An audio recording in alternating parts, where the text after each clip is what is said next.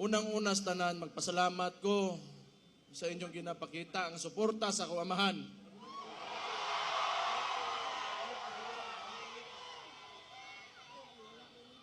Naglagot lang ko sa inyo ha, kay kada makitaan ako ang naong sa akong amahan, bit-bit ninyo, kahilakon ko.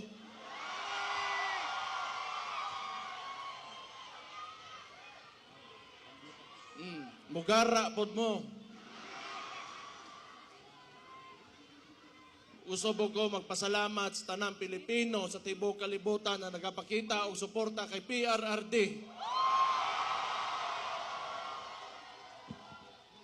Kabaw mo tinuod lang sukad nga giaresto ako amahan illegally. Wag gyud ko kasabot sa kong gibati. It has been a roller coaster of emotions for me tinuod lang. But every time makita na ko suporta ninyo, makusgan gyud ko. Salamat kayo.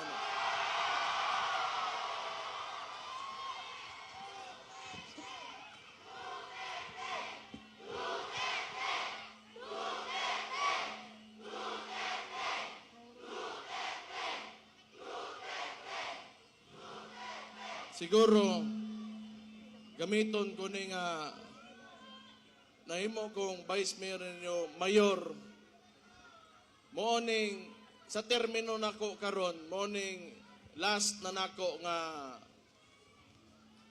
araw ng Davao, nga sa termino nako karon. Wa ko makibaw unsa bagay kaugmaan o yung future ng sistema ng politika dito sa Pilipinas. Kaya it seems to me, the stories that I've heard about martial law and oppression is synonymous with the Marcos family name.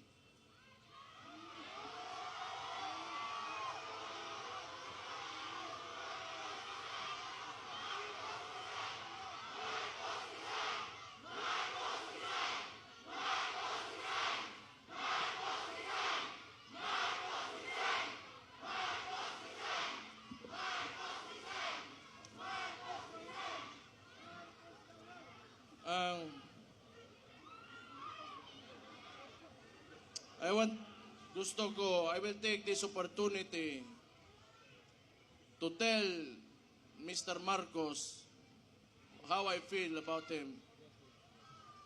Mr. President Marcos, you will never be loved.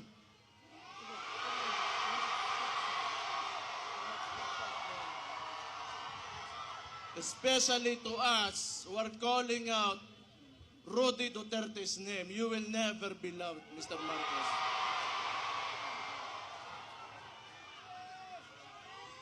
We will stand up and we will fight back.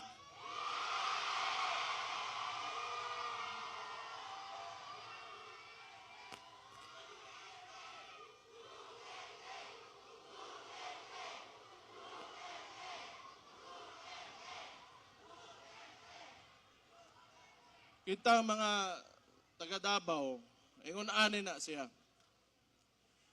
Labi nanto mga dugdugay dire o niya kanang nituo sa plataporma o politika sa kuamahan.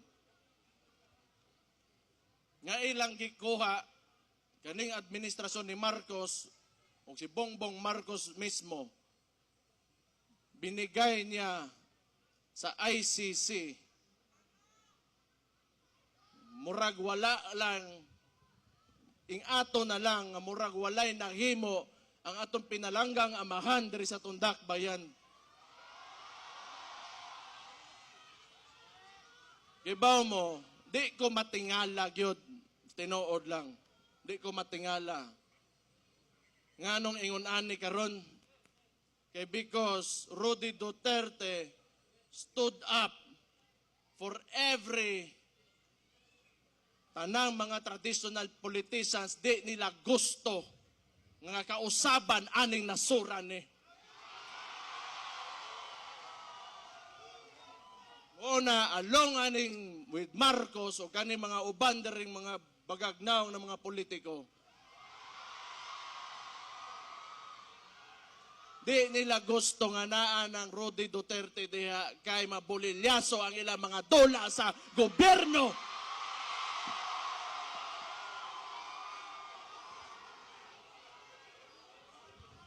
Gusto ko lang niingnon kay Bongbong Marcos. Aside you not being loved by the people, all you have is the government's resources and your term. Beyond that, you are nothing.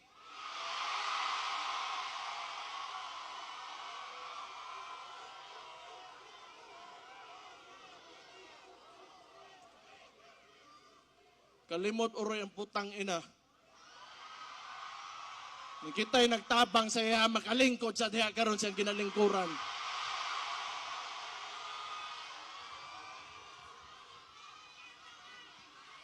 And I truly pray, Mr. Marcos, that you will be able to finish your term. I pray.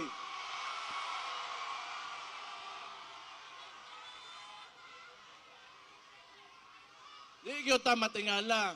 Kay kung ang sabo para sa ilang para pampadugay sa oras sa trabaho, ang sabo sa toa, mudaot o mga pamilya, mga komunidad, o mga inosenteng kinabuhi.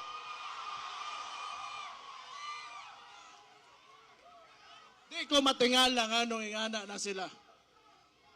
Sige lang.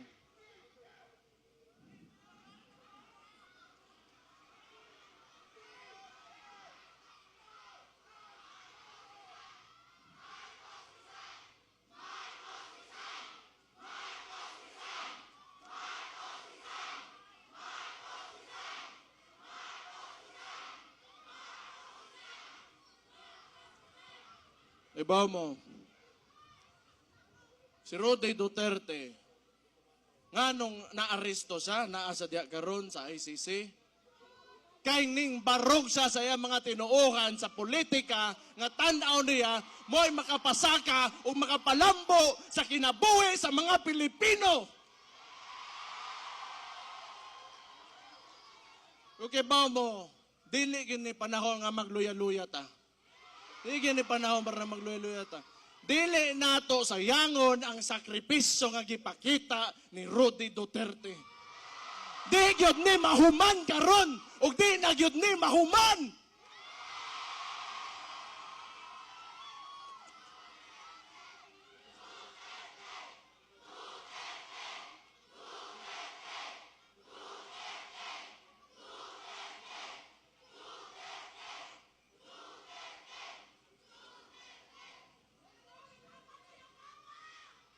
Sige lang.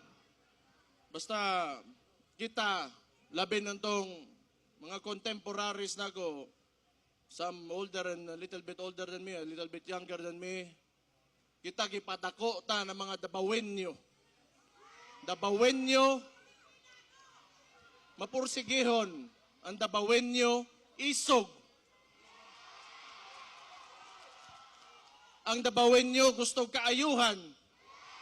Ang dabawenyo gusto ka matuoran. Ang dabawenyo garboso. Mabuhay mong tanan.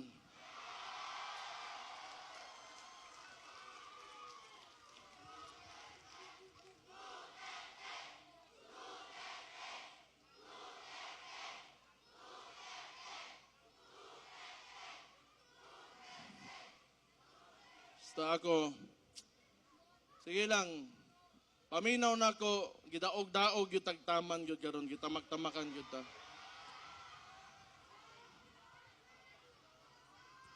Kaya huwag wala lagi mo, wala na yun kong podere, wala na. Di kong dili tungod sa inyo mo nang pasalamat na lang yun ko. Ako, usar ako kataw, anak ko sa ko amahan, pero dili ko gaingon ani mga istoryane, wa ko gaingon ani. Kay tungod anak ko, dabawin nyo, kundili kay tungod Pilipino ko nga nitoo og usa ka presidente nga nangandoy nga makahimo sa nasod na kagustuhan o ganang makapahayag sa kaugmaon sa tanang Pilipino. Dili ni tungod kay atuan, dili ni. It's about us, the Filipino people. Unya, how a government treats his own. Iyang gipapriso. Dili na lang ko mo mention kay personal, pero ingnon na lang po nako, dari usbo nako. Last year, January, giingnan taga Marcos, wag yung kay utang kabubuton. Ang imong amahan, gipalubong sa akong amahan, pero akong amahan, gipapreso nimo, putang ina ka.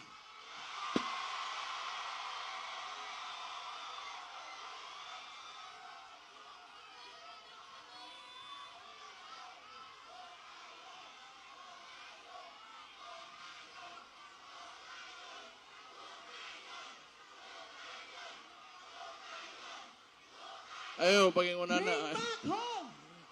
Ayaw hukayon. Dili ta na. Ayaw. Way labot ang patay ang istoryaan eh. Way labot ang patay. Naana na diha. Pasagdi na ninyo. Noon, wala man si akong amahan dire, inyong tatay Digong, wala man dire sa Pilipinas. Pero kay baw ko, nagpabilin iyahang inspirasyon o ang iyahang spirit within every Filipino nga na-touch niya sa iyahang termino. Basta ako, ang tambag lang ako ninyo, mga Dabawenyo, kamo mga ubang Pilipino na nakikinig ngayon, do not ever allow your government to treat you how they treated my father.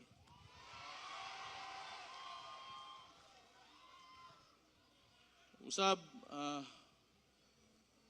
kabalo ko, busy mo ng mga tao, dagan mo laing buhaton, pero makita na ko, in behalf of our family, akong igsoon, duha ka igsoon, ako mga igsoon, tulo na ako ka igsoon, umama, tanan may mga Duterte, nga nagsakit karon tungod sa naitabo sa among amahan. Salamat kaayo, gyud sa inyo suporta. Salamat kayo sa inyo ginapakita. Wala na ko'y maingon sa inyo kung hanto diri na lang gyud may, to diri na lang may, pero sobra-sobra na kayo gipangita. Yung gipakita sa mga, salamat kayo. Pero samtang niya pata diri, di gyud ta maundang o di gyud ta mapili, basta nagkahiusa lang ta mga Dabawenyo. Mabuhay ang Davao City!